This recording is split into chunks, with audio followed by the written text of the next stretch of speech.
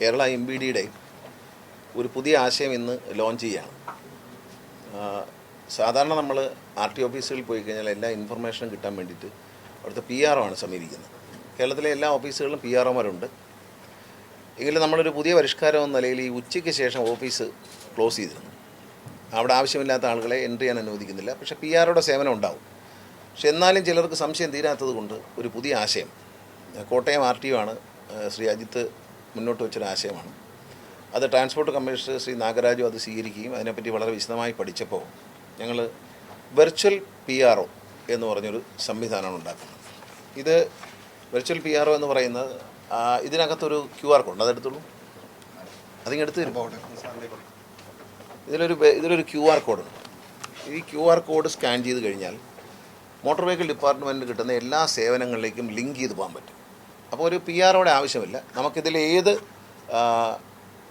വിഷയത്തിലേക്കാണ് ഏത് നമ്മുടെ ഡൗട്ട് എന്താണ്, നമുക്കിപ്പം നമുക്ക് ഫൈൻ അടിച്ചിട്ടുണ്ട്, ആ ഫൈൻ അടയ്ക്കണം, അങ്ങനെയുള്ള എല്ലാ സംഭവങ്ങളിലേക്കും നമുക്ക് പോകാൻ കഴിയുന്ന ഒരു സംവിധാനമാണ് ഇതിവിടെ ലോഞ്ച് ചെയ്യുകയാണ്. അപ്പോൾ ഈ ഒരു വെർച്വൽ ഈ ഒരു QR കോഡൊന്ന് സ്കാൻ ചെയ്യാം. സ്കാൻ ചെയ്യുമ്പോൾ ഇവിടെ അത് വരും.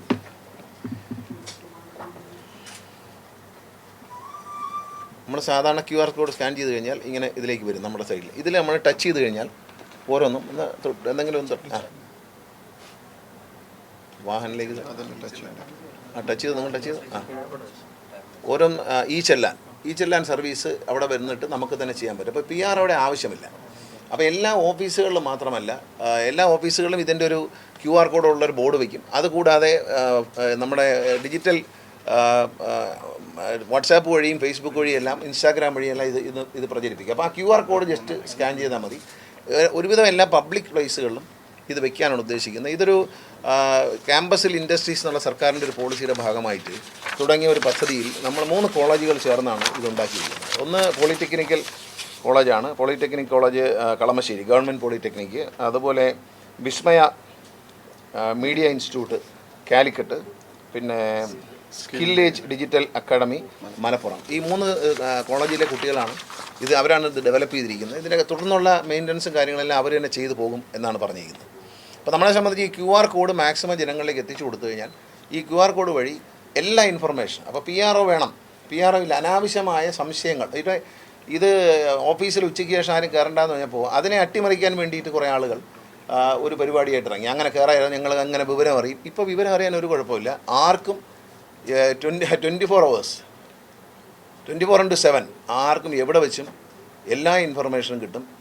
അവർക്ക് ആവശ്യം, ഒരു സാധാരണ ഒരാൾക്ക് ആവശ്യമുള്ള എല്ലാ ഇൻഫർമേഷനും കിട്ടും. ഇനി ഭാവിയിൽ നമ്മളിതിനകത്തൊരു റോഡ് സേഫ്റ്റി ലിങ്കും കൂടി ഇതിനകത്ത് കണക്ട് ചെയ്യാൻ തീരുമാനിച്ചിട്ടുണ്ട്. റോഡ് സേഫ്റ്റിയുമായി ബന്ധപ്പെട്ട സംശയങ്ങൾ, ഇപ്പോൾ ഒരു ലൈനിൽ റോഡിൽ കാണുന്ന ഒരു മാർക്ക്, ആ മാർക്ക് എന്തിനുള്ളതാണെന്ന് പലർക്കും സംശയം കാണും. ഇപ്പോൾ 2 മഞ്ഞ വര ഇട്ടു, എന്താണെന്ന് അറിയില്ല. അപ്പോൾ അങ്ങനെയുള്ള കാര്യങ്ങളൊക്കെ പരിചയപ്പെടുത്തി കൊടുക്കുന്ന ഒരു ഭാഗത്തേക്ക് ഇതിനെ നമ്മൾ ലിങ്ക് ചെയ്യും. ഇത് വളരെ ഉപകാരപ്രദമായിട്ടുള്ള ഒരു വളരെ സാധാരണക്കാരന് ഏറ്റവും എളുപ്പത്തിൽ കാര്യങ്ങൾ നടത്താൻ കഴിയുന്നത്. ഇനി സംശയങ്ങളില്ല. ഈ QR കോഡ് ഒന്ന് സ്കാൻ ചെയ്താൽ എല്ലാ സംശയങ്ങൾക്കും ഉത്തരവുണ്ട്. ഒരു PRO എന്താണോ മാനുവലി നമുക്ക് പറഞ്ഞു തരുന്നത്, ആ സംശയങ്ങളെല്ലാം വിഷ്വലായിട്ട് നമുക്ക് പറഞ്ഞു തരും. അതാണ് ഇതിൻ്റെ ഗുണം.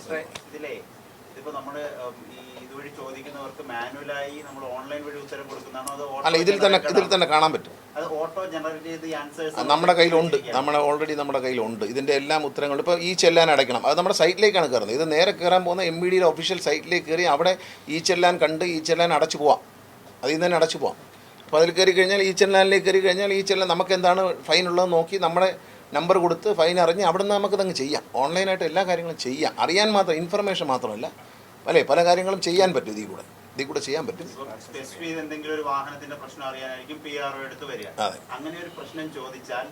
അതിൻ്റെ ഉത്തരം കിട്ടും. ഇത് പറഞ്ഞു ആൻസർ. നമുക്ക് ഇൻഫർമേഷൻ ഡയറക്ടറിയാണ്. അപ്പോൾ ഒരാൾക്ക് ഈച്ചലാൻ എന്നുള്ള ഒരു സർവീസിനെ കുറിച്ച് അറിയണം. അപ്പോൾ നമ്മളതിനകത്ത് വന്നു കഴിഞ്ഞാൽ എന്താണ് ഈച്ചലാൻ എന്നതിൻ്റെ ഒരു വീഡിയോ ട്യൂട്ടോറിയൽ ഉണ്ടാവും. ആ ട്യൂട്ടോറിയൽ കണ്ടു കഴിഞ്ഞാൽ അവർക്ക് മനസ്സിലാവും ഇനി ഏത് സ്റ്റെപ്പാണ് ചെയ്യേണ്ടത്. അപ്പോൾ അതിൻ്റെ എക്സാക്ട് ലിങ്കുകൾ നമ്മളവിടെ കൊടുക്കും. അപ്പോൾ സ്പെസിഫിക് ലിങ്കിൽ പോവുക, ആ സർവീസ് നമ്മൾ അറ്റൻഡ് ചെയ്യാം. പഠിപ്പിച്ചു കൊടുക്കും ഓരോന്നും. ഒരു PRO കാണിച്ചാൽ ഒരു വണ്ടിയുടെ അതിന് ഉച്ചവരെ സമയമുണ്ട്. PRO അവിടെ തന്നെ കാണും. പക്ഷേ അതിപ്പോൾ സാധാരണക്കാരെ വിഷയമല്ല. ഇത്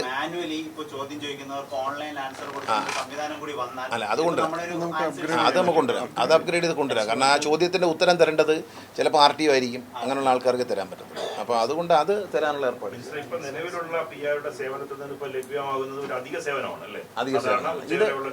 ഇത് എല്ലാവർക്കും എപ്പോഴും ആക്സസ് ചെയ്യാവുന്ന ഒരു സാധനമാണ്. ഈ ഒരു സ്പെസിഫിക് ആയിട്ടുള്ള ഒരു കേസ്, ഇപ്പോൾ എൻ്റെ ഒരു പർട്ടിക്കുലർ വണ്ടിയുടെ ഒരു കേസ്, അത് കൊടുത്ത് ചോദിക്കണം, അതിനപ്പോൾ ഫയൽ നോക്കിയിട്ട് കണ്ടുപിടിക്കേണ്ട കാര്യമാണ്. അത് മെഷീന് കണ്ടുപിടിക്കാൻ പറ്റത്തില്ല, ഒരു ഓൺലൈനിൽ കണ്ടുപിടിക്കാൻ പറ്റില്ല. അത് ഈ പറഞ്ഞതുപോലെ ഒരു റിക്വസ്റ്റ് ഇടാനുള്ള സംവിധാനം കൊടുക്കുക. റിക്വസ്റ്റ് ഇട്ട് കഴിഞ്ഞാൽ ഇപ്പോൾ നമ്മൾ വിദേശ രാജ്യങ്ങളിലൊക്കെ കുട്ടികൾ പഠിക്കുന്ന കുട്ടികൾ അധ്യാപകരോട് ഇമെയിലിലൂടെയാണ് ചോദ്യം ചോദിക്കുന്നത്. അപ്പോൾ ഏത് മിഡ് നൈറ്റ് ആണെങ്കിലും അവർക്ക് ചോദിക്കാം. ചോദിച്ചു കഴിഞ്ഞാൽ ഏർലി മോർണിംഗ് ഈ പ്രൊഫസർ ഇത് കണ്ടു കഴിഞ്ഞാൽ അദ്ദേഹം അതല്ല അവർ അതിനകത്തുനിന്ന് മറുപടി കൊടുക്കുന്ന ഒരു സിസ്റ്റമുണ്ട്. അതിൻ്റെ എന്താണോ കുട്ടിക്ക് സംശയം തോന്നിയ ആൻസർ അത് കൊടുക്കും. അതുപോലെ ഒരു സംവിധാനം മാനുവലി അത് ചെയ്യാൻ പറ്റത്തില്ല. ഒരു പർട്ടിക്കുലർ വെഹിക്കിളിൻ്റെ അല്ലെങ്കിൽ പർട്ടിക്കുലർ ഒരു വിഷയത്തെക്കുറിച്ച് നമ്മൾ ചോദിക്കുകയാണെങ്കിൽ അത് അങ്ങനെ കൊടുക്കാൻ പറ്റും. ഇത് ജനറൽ ആയിട്ടുള്ള എല്ലാ ഇൻഫർമേഷൻ മെയിനായിട്ട് വന്ന് ഈ ചെല്ലാൻ എങ്ങനെയാണ് അടയ്ക്കേണ്ടത് ഒരാൾക്ക് അറിയില്ല. അപ്പോൾ അതിൻ്റെ ട്യൂട്ടോറിയൽ തന്നെ കൊടുക്കുകയാണ്. അപ്പോൾ ഈ ചെല്ലാൻ അടയ്ക്കാൻ നമ്മളെ തന്നെ പഠിപ്പിക്കണം. പിന്നെ ആരുടെയും സഹായം ആവശ്യമില്ല.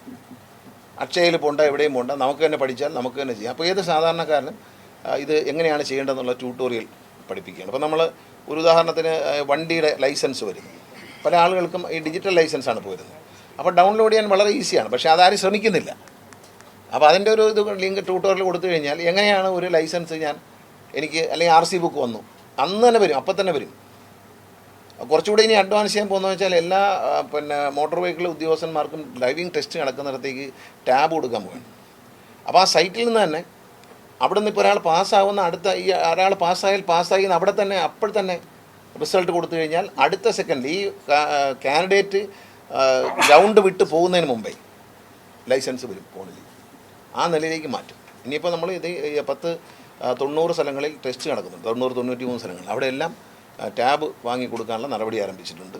അപ്പോൾ ആ ടാബ് കൊടുക്കുന്നതോടുകൂടി അവിടുന്ന് തന്നെ ഒരു നിമിഷം ഇപ്പോൾ വണ്ടി രജിസ്റ്റർ ചെയ്യുമ്പോൾ അങ്ങനെയാണ് രജിസ്റ്റർ ചെയ്ത ഇപ്പം എന്ന് വെച്ചാൽ സൈറ്റിൽ പാസ്സാകുന്നവരുടെ ലിസ്റ്റ് വെച്ചിട്ട് ഒരു 2 മണിയോടുകൂടി ഈ ഉദ്യോഗസ്ഥൻ ഓഫീസിൽ പോയി ഓഫീസിലെ കമ്പ്യൂട്ടറിൽ നിന്ന് ഈ ജയിച്ചവരുടെയും തോറ്റവരുടെയും എല്ലാം ലിസ്റ്റ് അപ്ലോഡ് ചെയ്യണം. അപ്പോൾ മാത്രമേ റിസൾട്ട് വരുള്ളൂ. അപ്പോൾ 2 മണി 3 മണിയാകുമ്പോൾ വരും. നമ്മൾ ചോദിച്ചാൽ കിട്ടുന്ന എല്ലാ ഇൻഫർമേഷൻ. പിന്നെ അകത്തിരിക്കുന്ന ഒരു ഫയലിനെ പറ്റിയുള്ള സീക്രട്ട് ഇവർക്ക് പറഞ്ഞു കൊടുക്കാൻ പറ്റത്തില്ല, ഒരു ഓൺലൈനായിട്ട് പറയാൻ പറ്റില്ല. അത് നോക്കിയിട്ട് പറയേണ്ട കാര്യമാണ്. പിന്നെ ഫയലുകളെക്കുറിച്ചും താമസം വരില്ല. നമ്മൾ എന്നിട്ട് 5-6 സർവീസുകൾ ഇപ്പോൾ ഈ എല്ലായിടത്തും ഡിസ്ട്രിബ്യൂട്ട് ചെയ്ത് കൊടുക്കുക. അപ്പോൾ അതിൻ്റെ ഒരു ട്രയൽ റൺ പോലെയാണ്. പല എററും വരുന്നുണ്ട് ഇപ്പോൾ. കാരണം അതായത് ഞാൻ നേരത്തെ നിയമസഭയിലും പറഞ്ഞിട്ടുണ്ട്, ടോട്ടൽ ഫയലിനെ ഇപ്പോൾ ട്രിവാൻഡ്രത്ത് ഫയലിൻ്റെ എണ്ണം കൂടുതലാണ്, കൊച്ചിയിൽ കൂടുതലാണ്. അപ്പോൾ അതിനെ ഡിവൈഡ് ചെയ്ത് സ്റ്റേറ്റ് വൈഡായിട്ട് കൊടുക്കുകയാണ്. സ്റ്റേറ്റ് വൈഡ് എല്ലാ ഓഫീസിലേക്കും ഡിവൈഡ് ചെയ്ത് അപ്പം അവരുടെ സേവനം പെട്ടെന്നായിരിക്കും. അവിടെ ഫയൽ കിട്ടി ഫയലിന്മേൽ തീർപ്പാക്കിയാണ്. കോന്നിയിലിരിക്കുന്ന ഒരു ഉദ്യോഗസ്ഥനായിരിക്കും ചിലപ്പോൾ കാസർഗോഡ് ഇരിക്കുന്നൊരു വണ്ടിയുടെ ഫയൽ കൈകാര്യം ചെയ്യുന്നത്. അപ്പോൾ പെട്ടെന്ന് തന്നെ ഫയൽ കൈകാര്യം ചെയ്ത് കൊടുക്കണം. 5 ഡേയ്സിൽ കൂടുതൽ വയ്ക്കാൻ പാടില്ല എന്ന് കർശന നിർദ്ദേശമുണ്ട്. അത് പരിശോധിക്കും നമ്മൾ. അതാണ് വിജിലൻസ് പരിശോധിക്കാൻ പോകുന്നത്. ഡിപ്പാർട്ട്മെൻറ്റ് വിജിലൻസ് തുടങ്ങാനുള്ള പ്രപ്പോസലുണ്ട്. ഡിപ്പാർട്ട്മെൻറ്റിനുള്ളിൽ തന്നെ ഒരു വിജിലൻസ് വിങ് തുടങ്ങിയിട്ട് അവരിത് പരിശോധിക്കും. ഈ കമ്പ്യൂട്ടറിൽ കയറി നോക്കിക്കഴിഞ്ഞാൽ 5 ദിവസത്തിനുള്ളിൽ വെച്ചിട്ടുണ്ട് ഏത് ഉദ്യോഗസ്ഥനാണ് ഈ സാധനം ഹോൾഡ് ചെയ്തിരിക്കുന്നത് എന്നറിയാൻ പറ്റും. അവരുടെ പേരിൽ നടപടി വരും. അപ്പോൾ ഡിലേ ഒഴിവാക്കുകയാണ്.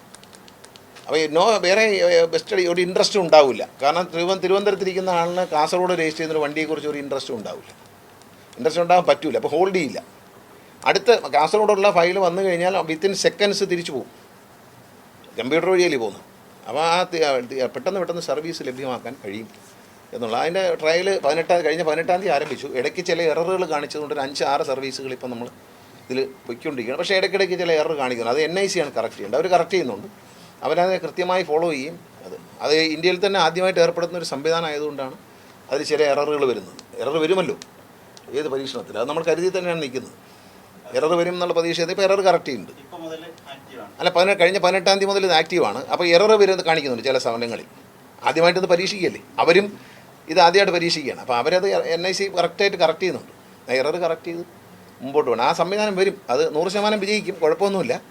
പക്ഷേ എറർ വരണമല്ലോ. ആദ്യം എറർ വന്നാൽ നമ്മൾ പ്രാക്ടിക്കലായിട്ട് ഒരു മാനുവലി ചെയ്തുകൊണ്ടിരിക്കുന്ന ഒരു കാര്യം, അതിൽ ചില എററുകൾ വന്നാലേ നമുക്കത് കറക്റ്റ് ചെയ്യാൻ പറ്റും. അപ്പോൾ ആ എറർ വരുമ്പോൾ അനുസരിച്ച് അവർ കറക്റ്റ് ചെയ്തുകൊണ്ടിരിക്കുക.